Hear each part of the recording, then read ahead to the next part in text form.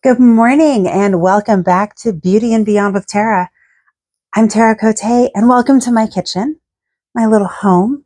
I just thought that today would be a good day to extract the tinctures that I made with Mrs. Karen Stanley about 5 weeks ago. So we've got our heirloom healing elixir, which is like our antibiotic in a jar. We have the Zen elixir, which it helps calm, it helps get rid of our anxiety, helps mellow us out a little bit.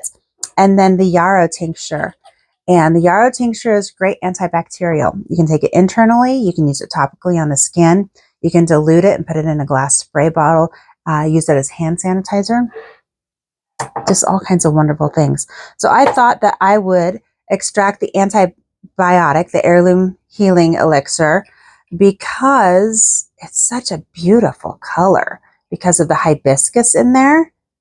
Oh, it's gorgeous. So this one, we had sage, rosemary, hibiscus, oregano, olive leaf, and barberry. Let me look at my little cheat sheet here. Yes, I got it right. Yay! So lots of antibacterial, antiviral, antimicrobial, antifungal properties. Like this is like a one and done type situation here. Will help kill whatever crud your body is fighting. Give you a little leg up on that. So I'm still drinking my morning mushrooms, my apple cider rise. Because we just need all the good things in our life. So I've got my glass, I've got my strainer, and I've got my cheesecloth. Now you can also use a nut bag if you're doing this on your own. I've got my little system set up here so that I don't have to worry about that. Sometimes they'll seal up on you over the weeks while it's brewing. But, can you see how beautiful that is? Oh, it's such a beautiful color. Okay, so I can't guarantee this, but this is how you extract a tincture. Super easy. I can't guarantee that I'm not going to make a huge mess. I'm a messy girl. It just happens. It just happens. We're just going to pour that through our strainer. Get all of the goodies out. Forgot to grab a little spoon.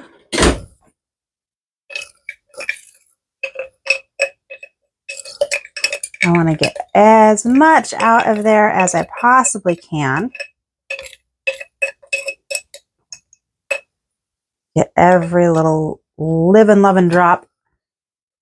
Just set that back there for now. I'm just going to press it through the cheesecloth and the strainer. Strainer gives me a little, you don't need to use the strainer if you just want to squeeze the cheesecloth. If you have an ultra fine mesh and you didn't use any powders, you can also just use the strainer only. But I find that sometimes I get little bits and pieces that go through just the strainer. So I do the combination of cheesecloth and strainer. So that's why I'm doing what I'm doing. In case you're wondering, why don't I just do one?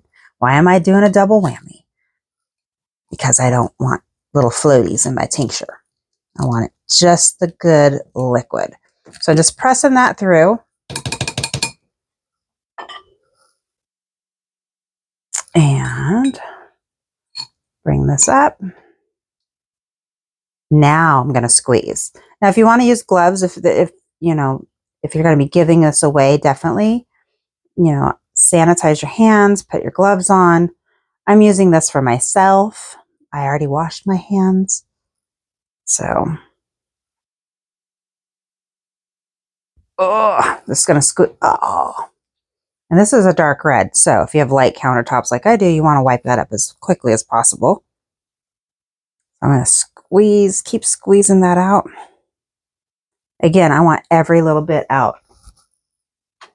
And I do not want a red stain on my countertop.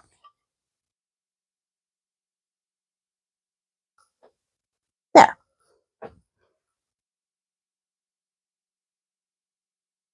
So I hope everybody is having a wonderful time experimenting with herbs and creating your own tinctures.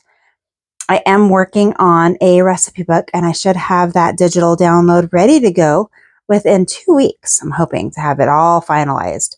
Been tweaking a few recipes. I thought I had it ready, but then I discovered some new thing. And this is the problem when you go into deep dives on what herbs do, is it's like, ooh, this does that. Ooh, this does that. And ooh, and then you want to add it to your tincture. It's like, well, if I add this to this recipe, I could boost it, even make it even stronger. So I have a hard time knowing when to say when. Alrighty, look at this beautiful color. It's like wine, like a dark port. Gorgeous, absolutely gorgeous.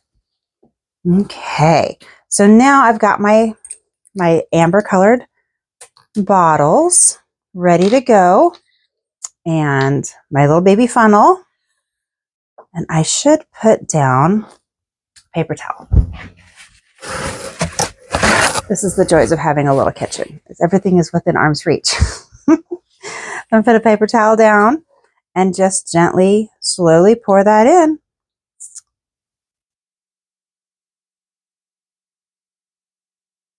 And this is how you extract a tincture. And I'm going to do this with the other ones. And I've got my arsenal for the rest of the winter. So these are a few things that I always have on hand. I always have yarrow tincture on hand. I always have my heirloom healing elixir on hand, because we're bombarded with germs on a daily basis. Viruses, all kinds of... Oopsies, I overfilled it. Ah, don't lose any. Gotta leave room for the dropper, but we're bombarded with things on a daily basis. So if you're starting to fight, if you start coming down with something and you need a little boost and you want to fight it quickly, just 2 dropperfuls of this 3 times a day will kill it. Oh my gosh, it smells so good. You can really smell the sage and the rosemary. But then make sure that you label all of your bottles so that you know what it is. Also put a date on it. This will last, because I made this tincture with vodka, this will last 3 to 5 years. Granted, it's not going to last me that long. I work in the public. I get exposed to buggies all the time. So I'm always trying to boost my immune system, fight things off. If I've been around somebody who's been sick, then I will definitely do a dropper or 2 in my mouth as soon as I get home. Sometimes I have it with me in my lunch bag just in case, because if you're like me and you're self-employed, you can't take sick days. Like if you don't, there are no sick days. If you don't work, you don't get paid. So I always have this in my arsenal of things to take care of myself. So I'm going to do the same thing, extracting. I'm going to bottle this up. I've got all my bottles ready to go, and then I'll extract these.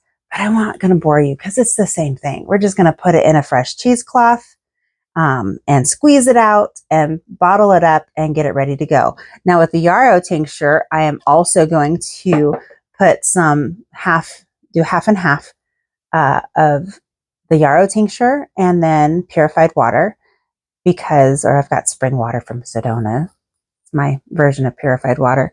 I want to use that as a hand sanitizer. So that's what I'll be doing with part of my yarrow tincture.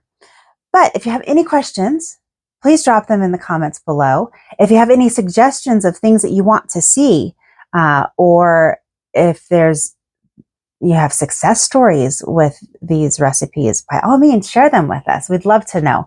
And I hope that you share this information with your friends and family. This is stuff that's been around for centuries, and we're just starting to use it again as a society. So share, like, subscribe, and I will see you for another how-to video. Who knows what it's going to be about? It could be skincare next. Stay tuned. I'll talk to you later. Mwah. Bye.